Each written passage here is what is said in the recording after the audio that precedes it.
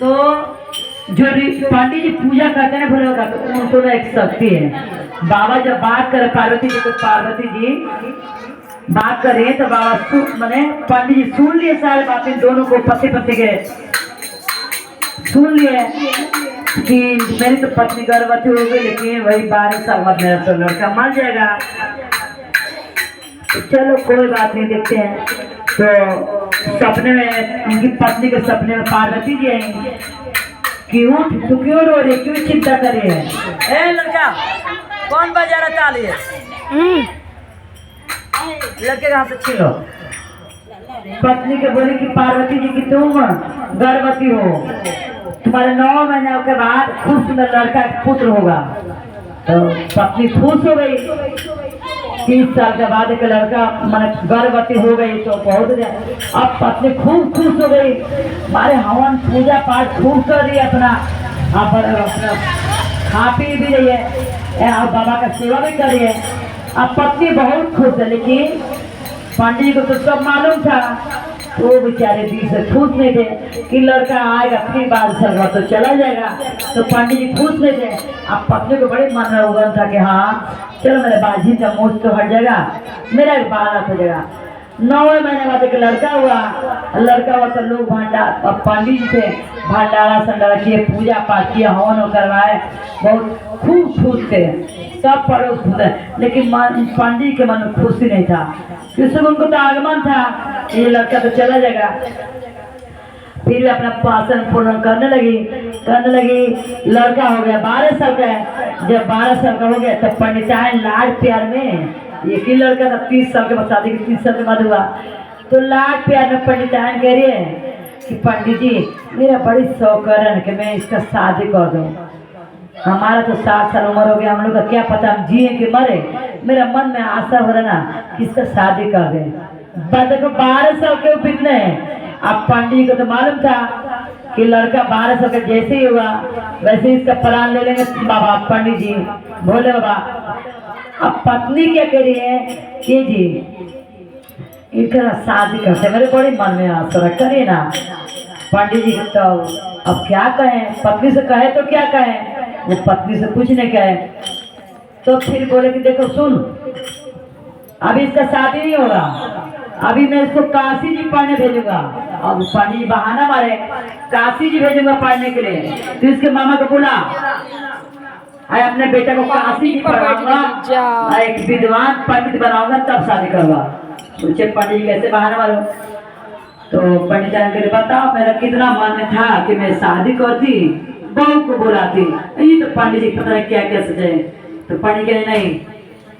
फिर पंडित जी लड़का का मामा को बुलाए, फिर बहुत चावल दाल और सब पैसे वो दे दिए मामा को, और अपने बेटे को बोले कि देख बेटा तू जहाँ जहाँ रुकियो ना वहाँ तू भंडारा करवाइयो, जहाँ जहाँ जिस धाम पर रुकेगा, जहाँ भी रुकेगा उस धाम पर तू भंडारा कराते जाइयो और सबको खिलाते जाइयो।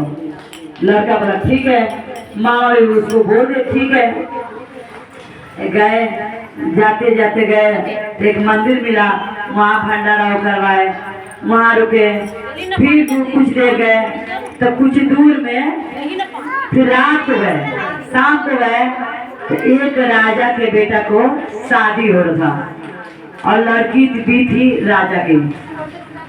लेकिन लड़का जो था वो आँख से अंधा था, लूला था, पैर से लूला था, लेकिन चुपे शादी करते, बताया नहीं थे कि लड़का का पैर ऐसा है। और जो लड़की थी वो तो खूब सुंदर थी। आइए वहाँ चले गए, वहाँ गए, जब भंडारा करने लगे, जब खिलाने लगे, तो जो पंडित जी का लड़का है तो मुँह हाथ धोने लगा, उनके जो शादी में था वही मुँह हाथ धोने लगा और बोला कि अब मैं भी खा लूँ। चले जो लड़का का बाप था वो देख लिया कि ये तो लड़का बड़ा सुंदर लग रहा है, ये तो राजकुमार जैसा लग रहा है, अब मेरा लड़का तो पैर से लूला है, अब मैं इसको शादी करने को बैठा दूँ, अगर लड़की वाले देख लिए तो मेरा इज्जत भी चल जाएगा, भगा भी देंगे। तो राजा को था मन में लालच आ गया लड़का को देखे, पंडित जी को लगा तो बाबू एक बात कहूँ तो क्या, तो ना मैं ना शादी करने आया अपने बेटा को बारात लेके, लेकिन मेरे पैर लड़के ना पैर से लूला लग रहा है। अब मैं इन लड़कियों को बताया नहीं हूँ, एक काम करोगे तो क्या, अब तो ना शादी लड़की मेरी बहू से कर लो, अब तुम शादी करके चले जाना, अब फिर मैं विदाई करके लेके चल जाऊंगा। पहले में थोड़े लड़का लड़की देखे थे, अब तो देखा देखी दस हो रहा है। तो पंडित जी के लोग नहीं नहीं मैं ये करूँगा, तो बेटा मेरा ये बात मेरा इज्जत रख ले। वो राजा बहुत बिगड़ा रहा, तेरा ठीक है। आइए पंडित जी का लड़का खूब सुंदर था, नौजवान था, पंडित जी का बातें सुना, बेचारा जगह कर लिए शादी, शादी कर लिए, शादी सारा मंडप को जब विदाई होने लगा तो कह रहे कि राजा का पंडित जी को लगा, पंडित राजा जी मैं जा रहा हूँ, मेरा टाइम हो गया। मेरे पिताजी कहते कि धाम धाम पर जाके भंडारा कराना है, तो देर सारा रात हो गया। कह ठीक है। जब लड़का पंडित जी के जाने लगा तो लड़की की चुन्नी पर लिख दिए कि तुम्हारा शादी मेरे साथ हुआ है, मैं पंडित हूँ, अब तू लेकिन तुम जाओगी राजा के बेटे के साथ। वो लड़का पैर से लंगड़ा लूला है, हाँ चुनरी पर, कि तुम्हारा शादी मेरे साथ हुआ है। और लड़के चुनरी पतला था ना, तो लड़कों का मुंह देख रही थी, चुनरी पतला था तो लड़के का मुंह देखी थी कि सुंदर राजकुमार जैसा लड़का, लेकिन फिर भी लड़का पंडित जी हाथ में चुनरी पर लेके गए।